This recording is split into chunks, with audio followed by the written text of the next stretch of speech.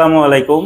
আজকের সেশনে আমি আপনাদেরকে দেখাবো আমাদের রেফ্রিজারেশন আরপিএল লেভেল 1-এ যে টিউবিং জবটা আসে সেই টিউবিং জবটা খুবই শর্টকাটে, মানে অল্প টাইমের মধ্যে, মানে আমাদের নির্দিষ্ট সময় যে 1 ঘন্টা, এই 1 ঘন্টার মধ্যে এটা কোন প্রসেসে করলে আমরা করতে পারবো সেই প্রসেসটা আজকে আমি আপনাদেরকে দেখাবো। তো এই টিউবিং জবটা করার জন্য আমাদের যে যে টুলস এবং ইকুইপমেন্টগুলো লাগে সেগুলোর সাথে আমরা আগে একটু পরিচয় হয়ে নিই। দেখুন, আমাদের লাগবে একটা মেজারমেন্ট টেপ, একটি স্কেল হলে ভালো হয় সাথে। এরপরে আমাদের একটা ফাইল লাগবে। এরপরে লাগবে কম্বিনেশন প্লায়ার্স, একটা নোজ প্লায়ার্স, একটা টিউব কাটার, একটা অথবা দুইটা টিউব কাটার। এরপরে আমাদের লাগবে হলো সুইজিং টুলস, এটা হলো একটা ডিজিটাল সুইজিং টুলস। এরপরে আমাদের লাগবে প্লেয়ারিং টুলস। এরপরে লাগবে একটা টিউব বেন্ডার।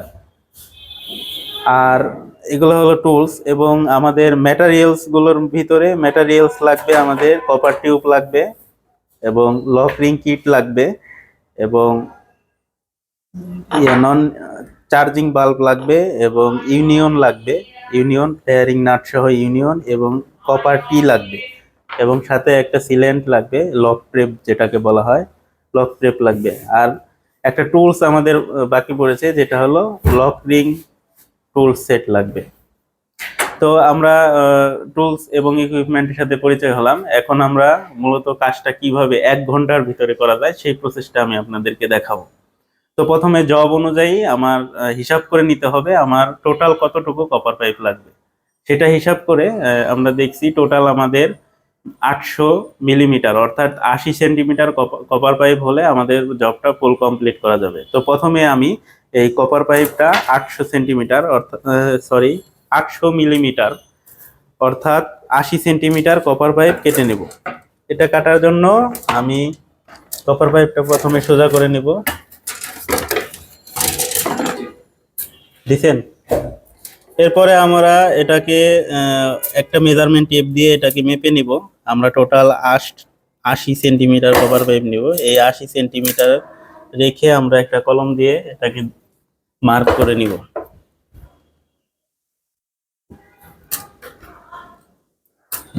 দেখেন, একদম 80 সেন্টিমিটার বরাবর আমি মার্ক করে নিয়েছি, এবং এরপরে টিউব কাটার দিয়ে এটা কেটে নেব। এই মার্কিং জায়গায় ব্লেডটা বসাতে হবে, টিউব কাটারে যে ব্লেড আছে এটা একদম মার্কিং বরাবর বসাতে হবে। তারপরে টিউব কিভাবে কাটতে হয় এটা তো আপনারা সকলেই জানেন ভালো করে।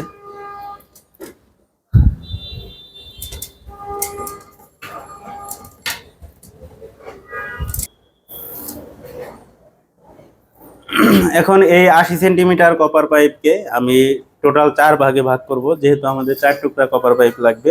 সেই জন্য 80 সেন্টিমিটারকে 4 ভাগ করলে আমাদের 20 সেন্টিমিটার করে হয়। তো আমি এই 20 সেন্টিমিটারের মাপটা নিয়ে নিব। প্রথমে 20 সেন্টিমিটার নিয়ে স্কেল দিয়ে, এরপরে আমরা স্কেল দিয়ে পরিমাপ করছি, কারণ স্কেল দিয়ে পরিমাপ করলে মাপটা একেবারে সূক্ষ্ম হবে। এই জন্য স্কেল দিয়ে মেপে এই 20 সেন্টিমিটার নিয়ে এরপরে আমরা কেটে নেব এটা।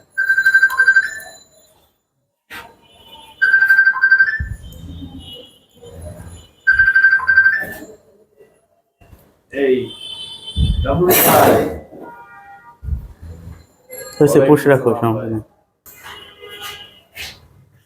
20 সেন্টিমিটার একটা টুকরা কাটার পরে আমরা এই টুকরা ব্যবহার করে বাকি বাকি 3 টুকরাকেও আমরা মার্কিং করে নেব। এই কাজটা করার সময় অবশ্যই টাইমের দিকে খেয়াল রাখতে হবে। এই জন্য কিভাবে শর্টকাট পদ্ধতিতে অল্প সময়ের মধ্যে করা যায় সেই প্রসেসটা আমরা দেখে নেব। এরপরে আমরা পরবর্তী দাগটা নিয়ে নেব। আমরা 2টা দাগই দিয়ে নিলাম, এখন আমরা 2টা পাইপ কেটে ফেলবো। আচ্ছা, পুশ রাখো। আমরা এই 4 টুকরা পাইপ করে নিয়েছি। এই 4 টুকরাকে আমি এখন জব অনুযায়ী যে আমাদের ফিটিংস গুলো আছে এই ফিটিংসে আমরা জয়েন করে ফেলবো। প্রথমে আমরা এই জবের যে উপরের এবং নিচের যে ফিটিংসটা আছে এই ফিটিংস দুটোকে লাগিয়ে 4 টুকরা পাইপকে আমি 2 টুকরা পাইপে পরিণত করব। এই জন্য আমাকে কি করতে হবে, ইউনিয়নের লাগানোর জন্য আমাদেরকে ফ্লেয়ারিং করতে হবে পাইপ। তো আমি 2টা পাইপ ফ্লেয়ারিং করে নিব। আমাদের ফ্লেয়ারিং করার জন্য এটা ডিজিটাল ফ্লেয়ারিং টুলস আছে, এটা দিয়ে খুব সহজে ফ্লেয়ারিং করা যাবে। আপনারা যারা পরবর্তীতে আমি একটা ভিডিওতে কিভাবে সহজ পদ্ধতিতে ফ্লেয়ারিং করতে হয় সে বিষয়টা আমি দেখিয়ে দিব। ওকে পুশ, ফ্লেয়ারিং দেখাবো না এই ভিডিওতে, রাখো।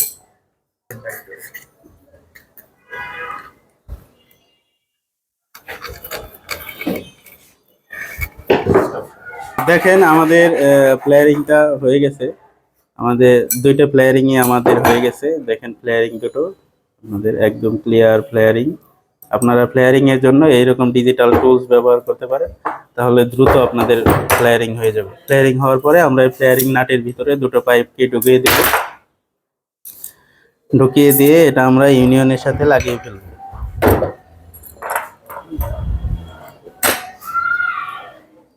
ইউনিয়নের দুই পাশে এই প্লেয়ারিং করা নাট দুটো দিয়ে এটাকে লাগিয়ে দিব। এরপরে আমরা অ্যাডজাস্টেবল রেঞ্জ দিয়ে দুটোকে ভালোভাবে টাইট করে নিব।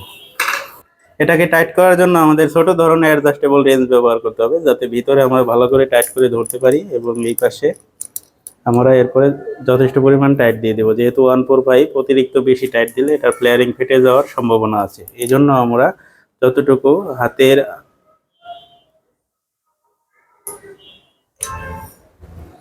আমরা বেশি টাইট দেব না, হালকা পরিমাণ টাইট দিয়ে এটাকে রেখে দেব। বুঝছেন? আমাদের একটা জয়েন্ট হয়ে গেছে, এখন আমরা বাকি জয়েন্টটা করব হলো টি জয়েন্ট। আমরা টি জয়েন্টটা ওয়েল্ডিং এর মাধ্যমে টি জয়েন্টটা করে নেব। এখন টি জয়েন্টের সাথে আমরা একটা চার্জিং বাল্ব লাগিয়ে নেব, যাতে পরবর্তীতে এটা প্রেসার দেওয়া যায়। সেই জন্য একটা চার্জিং বাল্ব লাগিয়ে এটাকে আমরা একেবারে সেটিং করে নিয়ে তিনটা ওয়েল্ডিং একসাথেই করে দেব। ওয়েল্ডিং করার জন্য আমি একটা ভাইস ব্যবহার করব। ভাইসের সাথে আমি আটকে নেব টিটা। ওই গ্যাস লাইট নেই, ওয়েল্ডিং করব। ওয়েল্ডিং করার ক্ষেত্রে আমরা একটা ব্রেজিং রড ব্যবহার করব। ব্রেজিং রড করে এটাকে ওয়েল্ডিং করব। অবশ্যই ক্যান দিয়ে ওয়েল্ডিং করা যাবে না, অবশ্যই ঠাস ঠাস শব্দ করতে হবে।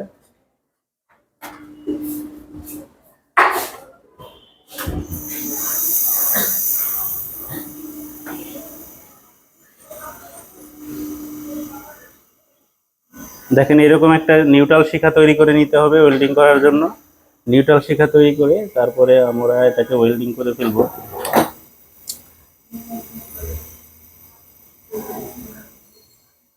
ওয়েল্ডিং করার সময় দেখেন আমাদের টি এবং পাইপ দুটাই যখন সোনালী বর্ণ ধারণ করবে তখন আমরা ব্রেজিং রডটা দেবো এখানে। ওয়েল্ডিং এ অনেকটা সাবধানতা অবলম্বন করতে হবে, কারণ এখানে যদি ওয়েল্ডিং ভালো না হয় তাহলে এখানে লিক করার সম্ভাবনা থাকে। সেজন্য ওয়েল্ডিংটা ভালোভাবে আমরা করে নেব। এমনভাবে তাপ দেবো যাতে নিচের সাইডে আমাদের ব্রেজিং রড চলে যায় অটোমেটিক। এরপরে আমরা অপর সাইডটা করে নেব।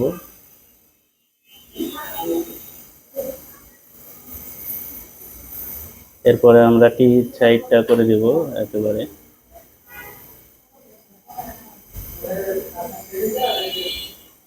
আমাদের নিচের সাইডে ভালোভাবে ওয়েল্ডিং হয়েছে কিনা সেটা আমরা একটু চেক করে নেব। প্রয়োজনে নিচে একটু হিট দিয়ে দিব।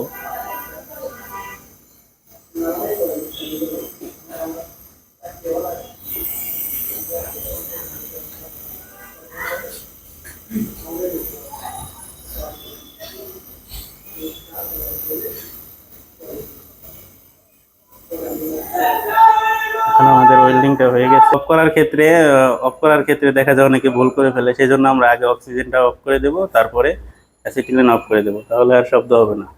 আমাদের ওয়েল্ডিংটা একদম অ্যাকুরেট ওয়েল্ডিং, এখানে লিক হওয়ার কোনো সম্ভাবনা নাই। পাশাপাশি এটা বাড়তি কোনো ব্রেজিং রড এখানে উঁচু হয়ে রয় নাই, যার জন্য ওয়েল্ডিংটা সুন্দর দেখা যাচ্ছে অনেক। কিভাবে সুন্দর বন্ধ করছেন, এভাবে সুন্দর ওয়েল্ডিং করতে হয়। এর জন্য আমার আরেকটা ভিডিও দেওয়া থাকবে, আপনারা সেই ভিডিওটা দেখে নেবেন ওয়েল্ডিং এর জন্য। এখন আমাদের দেখেন 4 টুকরা পাইপ আমি অলরেডি 2 টুকরা করে ফেলেছি, দুইটা ফিটিংস ব্যবহার করে। এখন আমরা এটা বেন্ড করব। এখন বেন্ড করার জন্য আমাকে টোটাল 100 মিলিমিটার করে অর্থাৎ 10 সেন্টিমিটার করে আমাকে প্রথমে দাগ দিয়ে নিতে হবে। মার্কিং করার জন্য আমি দেখেন ইউনিয়নের মাঝখান থেকে একদম 10 সেন্টিমিটার মার্কিং করে নেব। একইভাবে এই পাশেও ইউনিয়নের মাঝখান থেকে 10 সেন্টিমিটার মার্কিং করে নেব।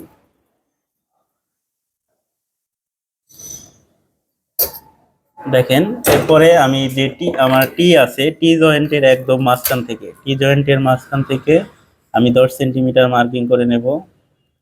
একই পদ্ধতিতে টির অপর পাশে একদম টির মাঝখান থেকে 10 সেন্টিমিটার মার্কিং করে নেব।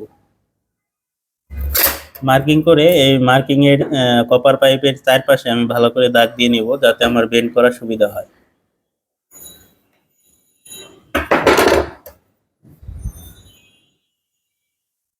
চারপাশে দাগ দিয়ে নিলে মার্কিং করে নিলে বেন্ড করার সময় আমার এটা কাজে দেবে, এটা অনেক সহজ হয়ে যাবে এই জন্য।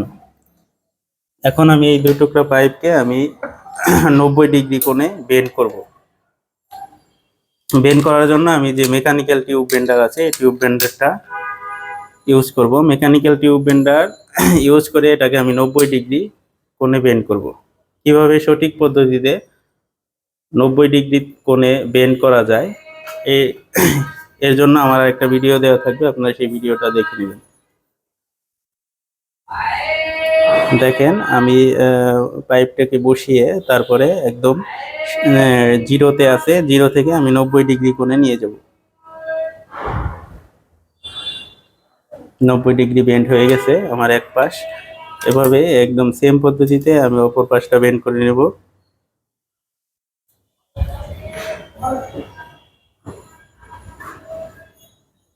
অপর পাশ বেন্ড করার সময় আমার একটু খেয়াল রাখতে হবে যে এই বেন্ডটা আমার যাতে নিচ দিকে আছে কিনা সেটা দেখে নিতে হবে। দেখে তারপরে একই পদ্ধতিতে আমি জিরো থেকে শুরু করে 90 ডিগ্রি কোণে এটাকেও বেন্ড করে দেব। বেন্ড হয়ে গেছে। এরপরে পাইপটাকে আমি একই দিকে নিয়ে নিব, নিয়ে এটা আমার বেন্ড হয়ে গেছে। একদম সেম পদ্ধতিতে আমি টি জয়েন্টটাও বেন্ড করে নিব।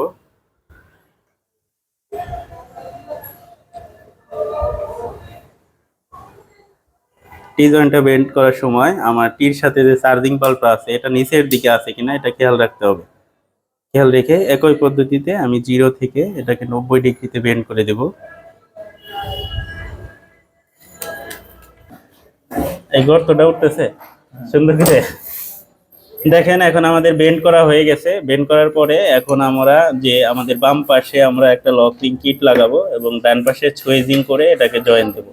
এই জন্য বাম পাশে আমাদের টোটাল 200 মিলিমিটার হতে হবে। এই জন্য আমি এই বেন্ড থেকে এই পাশে 100 করে প্রথমে দাগ দিয়ে তারপরে এটার বাড়তি অংশটা কেটে কেটে নেব। দেখেন মাছ বরাবর করার জন্য আমি স্কেল দিয়ে একটা দাগ দিয়ে মাছ বরাবর করব। মাছ বরাবর করে তারপরে এখানে আমাকে নিতে হবে 100 মিলিমিটার অর্থাৎ 10 সেন্টিমিটার। 10 সেন্টিমিটার আমি রেখে এটাকে মার্কিং করে ফেলবো। একই পদ্ধতিতে এই পাশেও 100 সেন্টিমিটার অর্থাৎ 10 মিলিমিটার রেখে এটাকে আমি কেটে ফেলবো।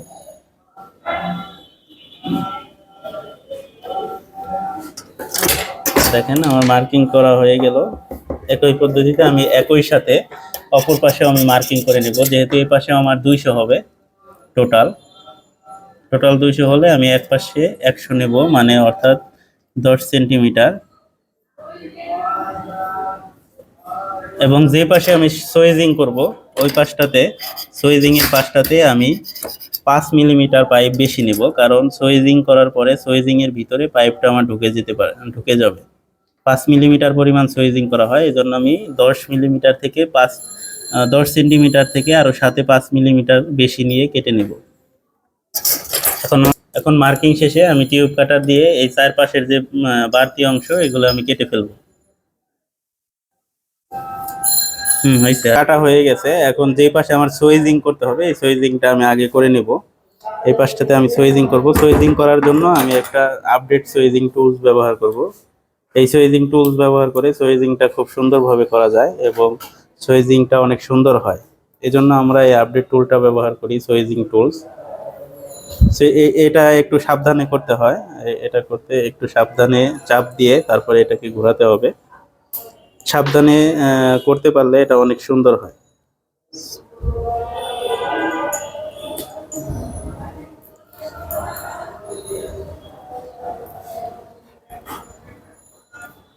এই সুইজিং টুলসটা আসলে বাংলাদেশে নতুন আসছে।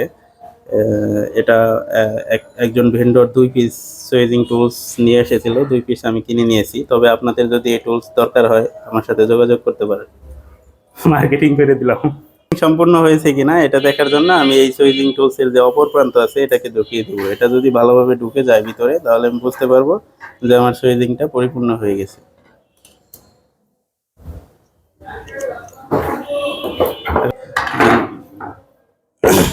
এখন যে সুইজিংটা করে দিলাম, এখন আমি এটাকে এখানে সুইজিং করে দেব এবং এই প্রান্তে আমি একটা লকিংটা, আমার যে লকিং ফিটিংসটা আছে এই লকিং ফিটিংসটা লাগিয়ে দেব।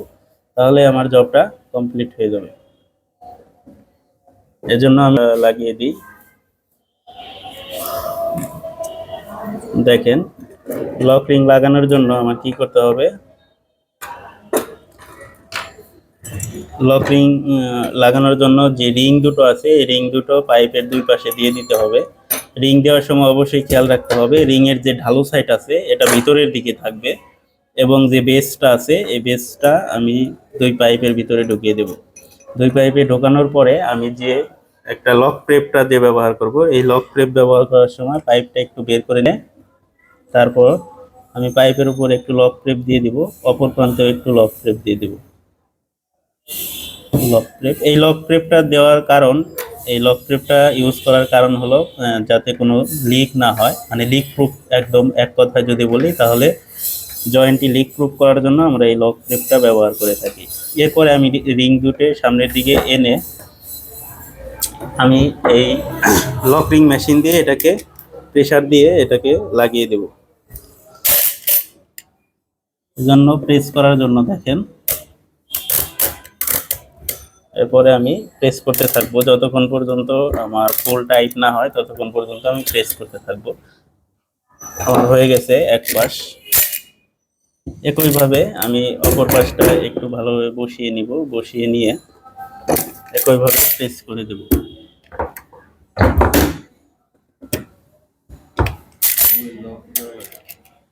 হয়েছে চাইলে একইভাবে অপর প্রান্তটা আমি প্রেস করে নেব। প্রেস করার জন্য যতক্ষণ পর্যন্ত টাইট না হয় ততক্ষণ পর্যন্ত আমি প্রেস করতে থাকবো। দেখেন যথেষ্ট টাইট হয়ে গেছে, এখন আমি এটা খুলে নেব। আমাদের লক রিং লাগানো হয়ে গেছে, এখন আমরা যে সুইজিং প্রান্তটা আছে সুইজিংটা ওয়েল্ডিং করে দেব। সুইজিং করার জন্য এটা আমরা ভাইজ ব্যবহার করতে পারি, অথবা যদি ওয়েল্ডিং টেবিল থাকে তাহলে তো আরো ভালো হয়। ওয়েল্ডিং করার জন্য আমরা এটাকে ভাইজের সাথে আটকে নিতে পারি, অথবা যদি আপনাদের ওয়েল্ডিং টেবিল থাকে তাহলে তো আরো ভালো হয়, ওয়েল্ডিং টেবিলে করতে পারেন। এখন আমি এটাকে ওয়েল্ডিং করে দেব।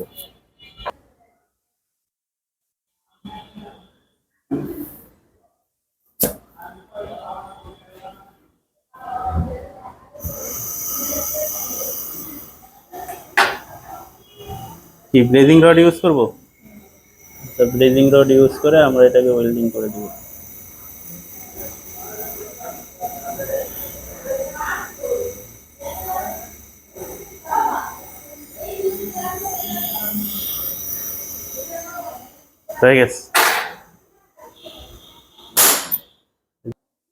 হয়ে গেছে আমাদের ওয়েল্ডিং হয়ে গেছে। এখন এটাকে খুলে নিয়ে আমি ঠান্ডা করে রিমোট দিয়ে নেব।